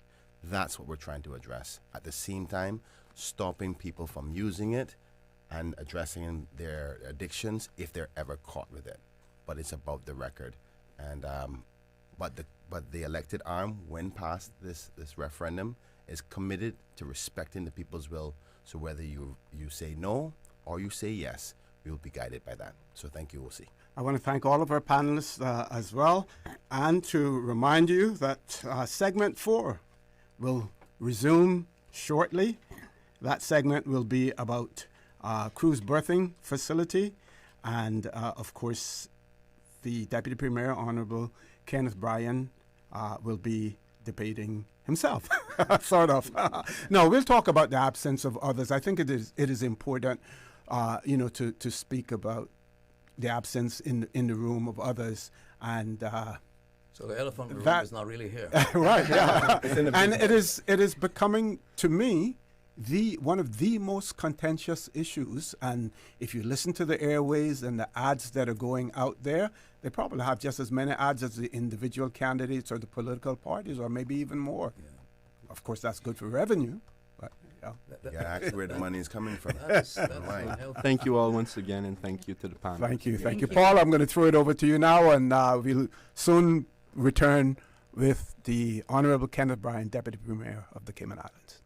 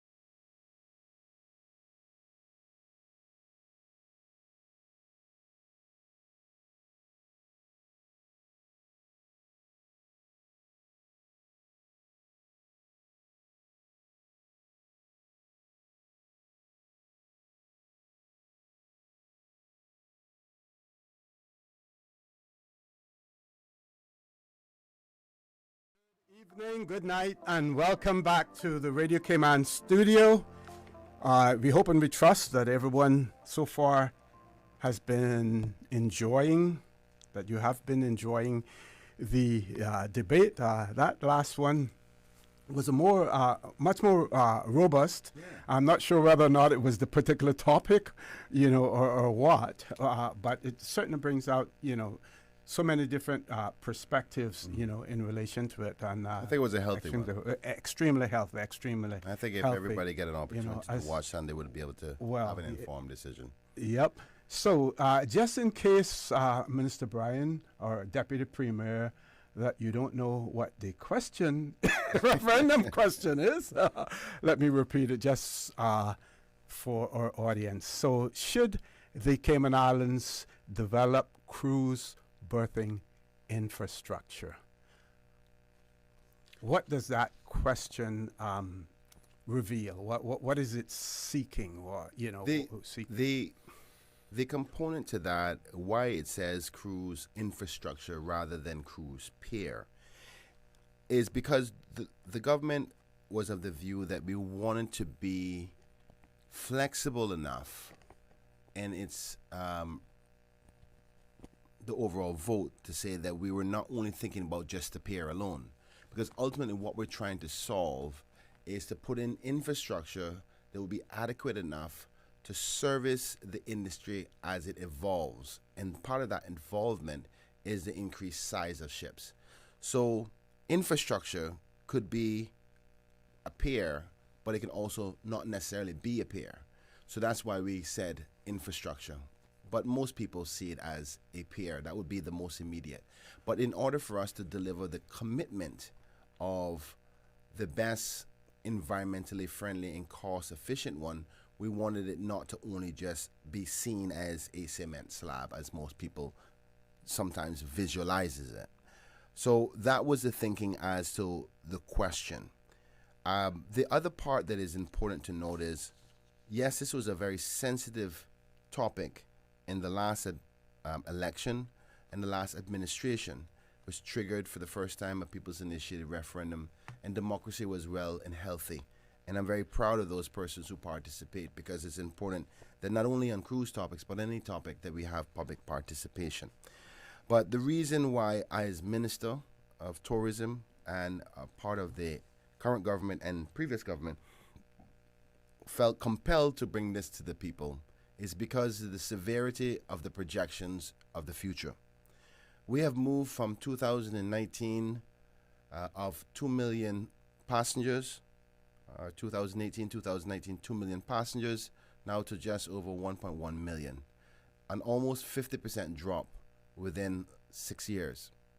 At that rate of drop, Mr. Corner, we can potentially see the loss of our whole industry within less than 10 years. And when we think about the many thousands of Caymanian families and businesses that depend on this industry, we believe that people should be given the choice to decide whether the thing that is perceived to be the one tool that will keep the industry and sustain the industry to continue not to decline or to stop the decline would be cruise infrastructure. I was just going to call you Mr. Speaker. Mr. Corner. Not yet. You got to wait until after election.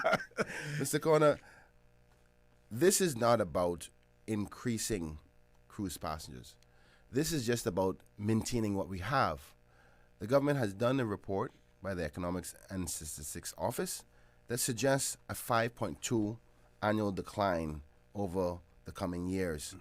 And I don't think that the country can afford that. I think it's important to say, though, that again, just like the other three topics, the government, and it seems to be all those who are putting themselves forward, are prepared to respect the people's will. Yes or no. And that's healthy democracy, so I'm very happy to hear that. But we have to be guided by the people, whether it's yes or no, as to what the government's plans need to be moving forward. For example, how do I develop a national tourism plan without knowing what our approach will be in respect to cruise when the projections are a continued decline? So the only plan that you can have is a plan for failure. And that's a plan to say, well, if people lose their jobs or business shut down, what are we going to do to help those persons? And people don't necessarily plan for fallout, they plan for success. So regardless of what the answer is, we need to know, because if the answer is yes, we both know that the government, and any government for that fact, will not just build a pier tomorrow. They will go off, do the necessary research, understand the carrying capacity of the country, what is best suited for us, what can be financially feasible for the people of the Cayman Islands in order for that infrastructure. And this gives me an opportunity to actually talk about something which is unfortunately being educated for the public. Okay. I think there is a sentiment that this would cost the country $400 million, and then magically the government has to find $400 million. I think that's irresponsible education, as what they would call, but that's not the facts. Matter of fact, there's no financial model that has been created. Because if the people say yes, the government will have to go out and find a financial model, find and ensure that there's an environmental impact assessment done to ensure minimal, if none at all, if possible, effects on building a pier. But the fact that they're suggesting that there's $400 million is just misinforming the public. The truth is, all models that were ever created in the past, and I think would most likely be as well as in the future, would use the fee that is currently being given to the tour operators. The tour operators' fee per passenger right now is $5.25 per passenger. Now, when we had 2 million passengers per year, the tender company was making over $10 million a year. And it is important to know that the tender company and its CEO is also the spouse of the major association that is against the port, the CPR. I think it's unfair for the country not to know that there could be a potential, let me not do inference, but bias in respect to their position. So to get to the financial standpoint of what the cost would be, the government can easily say, no, we will not pay you any money. You can collect that $5.25 that we're paying to the tender company. You can collect it, whoever develops the pier, and you can collect it for a certain amount of years to pay yourself back off for what it costs to build a pier. And the Cayman Islands people didn't come up with any money because it's for you to bring enough passengers for you to recoup your own cost. So there could be no cost to the Cayman Islands people. But to suggest that the government will have to come up with $400 million, even if a project was to cost $400 million, who pays for it is a totally different question. Now, I'm saying that we have revenue that's coming in that doesn't go to core government, that goes to another company. All we're saying is we're going to transfer it from that company to a company that builds it up to a certain period of time. And after that period of time is passed, then it goes to core government. Mm-hmm. So now that company that you would be transferring it from, will they be compensated in any way? How do you try to make them whole? Well, you know, if you're taking revenue from a company, if it's a private entity, right? Mm-hmm. You're affecting the owners of that company. Correct. You're affecting the employees of that company. Correct. That you could possibly be accused of pulling the rug from under them. Correct. What type of compensation would they be in line for, or would they still be able to service certain vessels? Correct. Now we're talking. Okay. So very, very good point. So in my belief that it's going to take some time, probably no earlier than 10 years before all small ships are going to be retired. Could be even a little bit longer, because they'll always have smaller ships with the 1,500, 1,200 passengers, even as far as low as 800. But there's not enough of them within our region to service the industry size that we have. And they don't stop in the Cayman Islands often enough. So we always deal with the middle size and the larger, and now the mega class, which are not stopping in the Cayman Islands.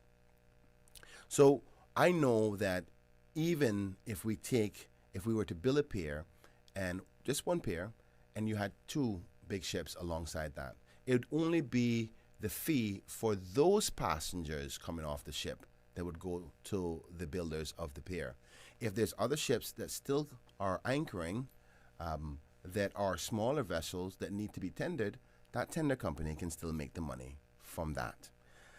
I think over time, you eventually will see that no ships will tender. That's my humble opinion. And the ones that would potentially tender are going to be too small to even give enough service. They probably give you 2% of the industry passengers over a whole year period, if not less.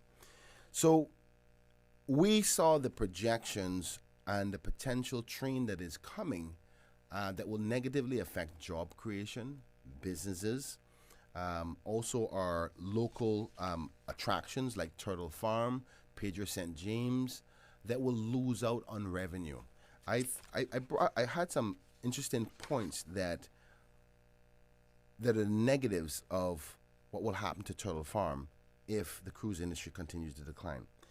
Potential reduce in salaries for all employees, reduced headcount may lead to departures or potential closure of the Turtle Farm, a significant negative impact on tourism industry in the Cayman Islands, a decrease on the possibility of Cayman losing its status as the favorite destination. The Cayman Islands Turtle Center could also risk losing its recognition as a leading conservation green sea turtles globally, which will hinder the future donations that support the positive impact on the center. Now, even though we consume turtle meat, this conservation center is probably one of the most important centers in this whole region. We help populate the Caribbean, or repopulate the Caribbean, based on this center. People have tried to duplicate what we've done, but not many people have been able to do so. The fact that we would lose $7.5 million per year, potentially, if we continue to lose the cruise industry in port revenues that we use to bill and pay our salaries for our people, that we use to build equipment for upgrading the port and cargo facilities. There's so many other knock-on effects, because a lot of people don't always think about, they only think in isolation, because there's this magic number of 3,000 people who are directly involved in cruise tourism. Now, there are people who are indirectly involved in cruise tourism and sometimes may not even realize. So, a tour bus operator that services the cruise industry, that's a direct benefit. But that tour bus operator has to buy the gas from a gas station. Now, you don't think that the gas station is in cruise business, but they're in cruise business, they just don't know it. Or the person who washes that car, or the dry cleaning company that cleans the clothes for the tour bus operators, or the marine harbor that fixes the boat for the tour operators that go out. So there's a trickle-down effect. There's a trickle-down effect. And I think it goes way past 3,000 people. And to lose a very large key component of our tourism product will be a detriment to the country. Here's the other part that people sometimes don't talk about, which is the effect of having so many cruise passengers come that stabilizes the attractions that we have. So the reason why we have so many different offerings is by how many customers that we have. So in 2018, we technically had 2.5 million people visiting the Cayman Islands. So the Turtle Farm had the potential to see 500,000 stayover persons come to visit, and 2 million people from cruise come to visit, which is enough business to sustain its opening and being able to operate. They make enough money. But if there's not enough of your economy or enough cruise passengers, what you'll see is there's not enough business for all of these attractions to stay open. So you'll see a decline in some attractions, and then it will then have a knock-on effect on the stayover product, upon which most people say, you know what, cruise is not as beneficial, so let's stay on stayover. But the truth is, with the loss of cruise, you're going to negatively impact stayover as well. There's another key important point that I think persons should be mindful of.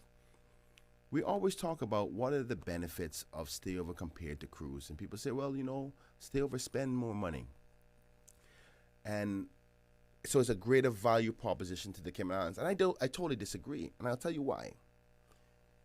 It's because of wealth creation and job creation versus each other. Stayover, you get job creation, but not wealth creation from the perspective of you may have people working within the tourism industry and stayover in the hotels, but they're not the owner. Caymanians are not the owners of the hotels. It's stocks and bonds and shareholders for the Ritz or for the Marriott or for whichever hotel it is, but it's not Caymanian ownership. And most of the hotels predominantly are mainly non-Caymanian. So there's not as much job creation within stayover as there is in cruise, because you have more Caymanians in cruise than you have in stayover. So if you have more foreigners in stayover and stayover at the hotels, most of that money leaves the country. So you have the effect of the people who are on work permit actually sending the money out of the country, as opposed to a Cayman who stays in cruise, who's spending the money and keeping the money in our banks and investing here. The other part is, within hotel, very seldom, you'll find somebody go into the hotel or working within stayover and become a millionaire working at a hotel. But you can definitely become a wealthy Caymanian by going into cruise, because that's where more small business owners are within the cruise tourism product. Now, also less money going outside of the country. So I say that cruise industry creates more wealth opportunities for Caymanians as opposed to stayover that just gives you a job opportunity. Now, granted, great job, particularly in high season, you can make $22 an hour. But that boat operator can make $2,000 a day by a young entrepreneur within cruise. That's why I say cruise tourism is more valuable to the Cayman context than stayover. Now, they may spend more, but who's making the money in stayover? How would you make up the loss of, if cruise tourism were to be eliminated altogether, we were to lose it altogether, how would you be able to compensate for that in terms of job loss, in terms of revenue loss? Honestly speaking, I don't know. Hence the reason for the question. Because if the people say that they don't want cruise infrastructure and the data is telling us, then fine, the Caymanans has the right to choose not to go down this road. That's your democratic right. And the elected arm must respect the people's will. So if majority of the people say no, then that's what it's going to be. And then the next administration needs to now start planning for what that fallout will be like, how many jobs we're going to need to find, where the loss of revenue, what we're going to do with that loss of revenue, how are we going to sustain Turtle Farm to keep it open with a loss of up to $7 million per year, how are we going to sustain the attractions for the stayover. We have a lot of thinking to do.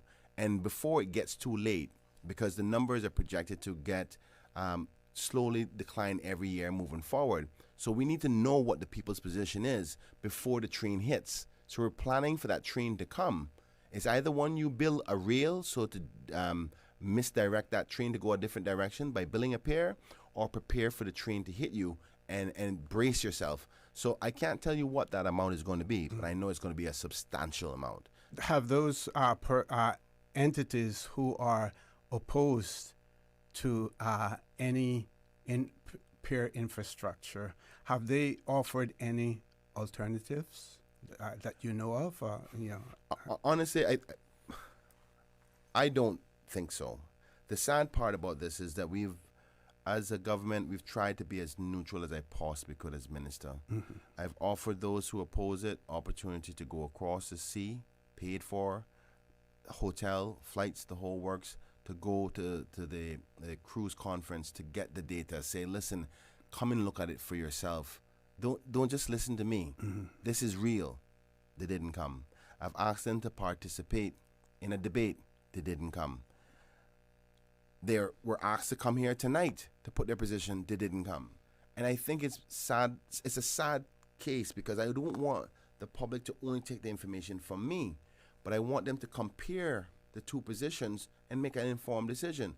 And I unfortunately believe that that's because they don't want to be challenged, so that you as a voter can see the comparison of the two positions to see that actually it makes sense for this country to build infrastructure. Now, I want to touch on something that is very important, which is the environment. And we must prioritize the environment. And it can be done because you have engineering within today's day that can be efficient enough to make sure that there's minimal effects on the environment. Because we have to be open-minded to the fact that eventually we're going to need some sort of infrastructure. If we were to just put cruise to one side, forget about cruise for a minute. As we grow as a country, our current cargo facility is running low as we speak. It's projected that we may need a new cargo facility within 10 years. When we get to a max position and we can no longer bring in enough imports to feed our people and supply our people with goods, are we going to say no I don't think that's going to be the answer. I think most people would say, no, of course, we got to do something about that to increase the ability to feed ourselves. But sadly, most people don't think the same way when it comes to crews. But if your situation is environmental, which I support and I respect, and I'm so happy that so many people are protecting the environment, but there is a reasonable sacrifice line upon which the government can be committed to finding the best possible solution and make entities like CPR or Sustainability Cayman be a part of the committee that selects the best model possible. But we can't say that we cannot have the infrastructure, because without the infrastructure, the industry will fail. It's like having no wheels on your car and expect to drive. And that's what this question is about. It's about, do you want to stay in the cruise industry or not anymore? Because if you don't build it, all indications suggest there will be a slow but steady decline. And one day it will get to a point where it's going to be so damaging, there's going to be some negative effects on many Caymanians' lives, business, and livelihoods. Okay, on the positive side of things, then this person says that if the final total vote is yes, right? I guess if the yes vote dominates, right? If the yes answer would allow the port to be built in town, or will other sites be considered? I think the people want other sites to be considered. I'm just going to give you my personal view. I think that the government is going to be obligated to do the research on where is the best site necessary. I think they should be, if I am Minister of Tourism again and I'm a part of the government that has a yes referendum outcome, I think we should do a carrying capacity right away. Because the last project proposed was with 2 piers. I don't think, my personal opinion, without the data yet, is that we only need 1. Because that one can bring enough, 2 big ships alongside each side of that pier, enough to service the industry that we have. This is not about increasing the industry. Until we do a better management plan of our country, I don't think we should be trying to increase. I think we should try to do is maintain a comfortable level. And if we want to increase in the future, when we can have better planning, better roads, better infrastructure, better development of housing, then we can consider that if there's room for it. But what this is about is just maintaining what we currently have. So I believe that the stakeholders can be involved in what kind of plan it should be, where it should be, the environmental impacts of it. But I personally think that the current location offers the best options from a number of reasons. One, any other territory that you use to build a pier will be virgin territory in respect to any infrastructure that you put. We already know that downtown has some damage. What the capacity is of that damage, I'm not aware. But I know it's more than 1%, as opposed to a place that is solely virgin. The other part that is important is that many Caymanians, their investments have been in Central Georgetown. If it's not the pier that's going to give opportunities for revitalization, what will? So this is not only about the cruise industry, but also Georgetown Central and its intention to compete with places like Cayman Bay. That's why our town is dead at night now. The options can be opened up, and it's not at the risk of the environment, and it's not at the risk of cost, because we can mitigate those things. One of the things that were said was concern, and it's slowly gone away, but nobody's talking about it. You remember at first it was, we're going to lose 7 Mile Beach. But yet, we're losing 7 Mile Beach regardless, and we never did build a dock. So I want us to be open-minded. This doesn't mean that if you vote yes today, there's going to be a dock starting build tomorrow. What it means is you give the authority to the government of the day to go out and do the necessary research with what is the best option, the best cost, and the best location, and a carrying capacity, so it doesn't overwhelm everybody. That's what you're giving them an opportunity to do. So a yes vote doesn't give the government carte blanche to do whatever it exactly wants. Because they still have to go through a series of steps of public consultation. So God forbid if you said, well, that plan they came up with, I don't like that. You can still stop them when they go to Parliament, because they have to consult with you again when they bring in the legislation to Parliament and the project that needs to be approved. And they're obligated by law for public consultation. So this is only a mere test. Is there enough appetite by the masses Or do we want to go spend loads of money on design and location and all that, and the people come back and do another people's initiated referendum?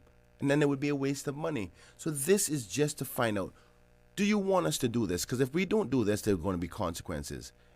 If we can deal with those consequences, we're going to deal with it as a country, as a family, and deal with them when they come. But if you don't want to face that, and you don't want us to have to go through that, and you're willing to consider it, give us the permission to go off and do the research and come back with a good plan with the best location, the best environmental impact, and the best financing modeling. And you can critique it then and hold whichever government accountable that is in place, because it'll probably take about 2 solid years before the government can come back and say, here's what we're going to do, because it doesn't happen overnight. Okay. Deputy Premier, you mentioned earlier that the government basically wanted to remain neutral, in this whole process. How have you been able to do that, to maintain this sort of neutrality so that the people make their decision based on whatever information is provided, but you're not trying to steer them one direction or the other? How have you been able to do that? Well, I don't think neutral means that you don't have a position. And I'm confused on when you say neutral, what does neutral ever mean? Well, what I mean is, are you pro-port or anti-pro? I am pro-port. Okay. I'm pro-port. But what my position is, and I think everybody, particularly from a personal viewpoint, is that if the people say no, if I say to you, OC, I think we need to bill it, but you as my constituent say, Kenneth, still I don't want to bill it, then I go, okay, I represent you. So I can be pro-port and respect the people's will, right? All that's going to happen is later on, if things don't go well, I can say, hey, I told you so. So this is an opportunity to say, listen, this is our choice together. Do you want to or do you not? And if you don't, we just don't do it. And if you do, let's start the work, start the consultation with the people, start the planning, start the financial modeling, and prepare the parliamentary process. So that's all that means. Okay. Now, if the discussions and the positions are so firm and the discussions so acrimonious at this point in time for those who support and those who are against, what can we expect further down the line? Is there any time where we will find a middle ground, for those who are for and against? I think is the it vote, possible? I think the vote will tell us, because here's what's going to happen.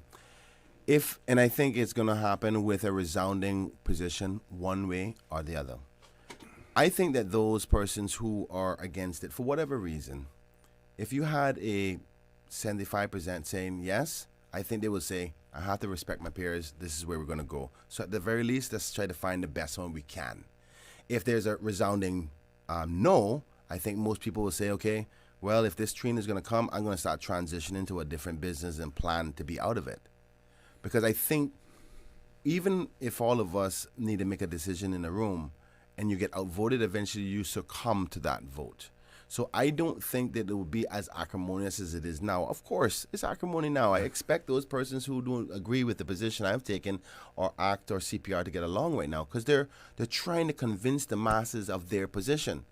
But I think after the jury comes back with their verdict, people will go, okay, you're going to have to learn to live with the verdict. So I encourage the public to go out. Don't feel bad about your position. Just be prepared that we all have to live with it together, and expect that your elected arm will respect your views one way or the other. Okay, I want to give you an opportunity for some closing comments, Deputy Premier. Mr. Connor, I want to say thank you so much. I want to say thank you to the comms team for allowing this opportunity of bringing a few panelists together to offer differing viewpoints on the 3 topics the referendum covers. Cruise berthing, decriminalization of small amounts of marijuana, and a national lottery. I want to also say thank you to Mr. Wesley, who gave the perspective on the referendum process. I hope that the listening public will have had an opportunity to hear the viewpoints for and against in some areas. Unfortunately, the cruise berthing those who we asked to may have a view of against did not want to show up. So unfortunately, I can only offer the viewpoints upon which the government believes should happen. So the anti-cruise position was not presented tonight. We've tried our endeavor best to deliver that. But the most important thing that everybody should take away is that democracy is alive and well. This referendum will be the first time that we have an opportunity on a topic specifically outside of the referendum to be active. So use your democratic right. And remember, as Mr. Wesley said, you don't have to vote on all of them. You can vote on one, vote on two, you can vote on three, you can vote on none. You can just go vote for your candidate. And in some cases, you don't need to vote for a candidate, period. You can just vote for the questions. So Any options. Any option is there for you. We just want you to be a part of the democratic process because we represent you. And that's what the government is trying to offer.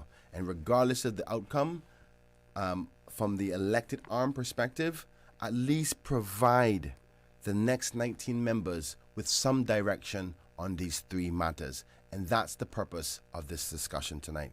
OC, I want to say thank you so much. I hope that people feel informed and to share this video with everybody else who will have to make that decision on April 30th. Okay, and I want to thank our panelists, Pastor Alston, also Mr. Wesley Howell, like you mentioned earlier. I want to make sure that I get her name right again. Miss Kimberly Fabrice, who is a clinical supervisor and an addiction therapist, as well as Mr. Ori Marin. It's just a pity that we couldn't go on, longer as well. But we've gone past the time that had been assigned. So hopefully that CIG TV is still carrying it. We know we're still going live on Radio Cayman, and I understand that CIG TV is still carrying it as well. I want to encourage everyone to participate in the referendum. Do that on an informed basis. If you require more information, you can visit elections.ky as well as government.ky/referendum.